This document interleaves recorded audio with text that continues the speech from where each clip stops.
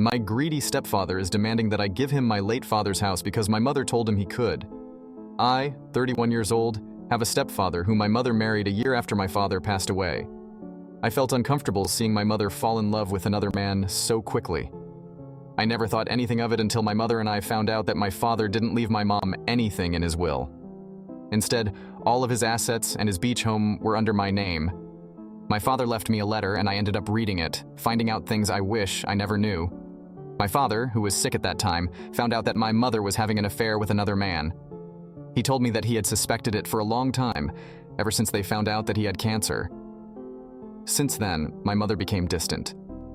He told me that my mother would constantly ask about his will and would remind him that she would take care of the beach house when he passed away. My father was heartbroken, and he spent the last few days of his life next to someone unfaithful. When I read the letter, I couldn't help but break down crying in my room. I wish I had been there for my father. The more I cried, the more I felt anger and hatred for my mother and my stepfather. When my mother found out that she was left with nothing, she started flipping tables and screaming, asking why she wasn't left with anything. It was clear that my mother only cared about my father's assets, not him. I decided to leave my hometown and cut ties with my mother and her new husband. I moved to my father's beach house, where I would try to start over. I've always worked from home, so moving to another area was never a problem. It wasn't until recently that I got a text message from my stepfather. He asked me how I was doing, and I didn't respond.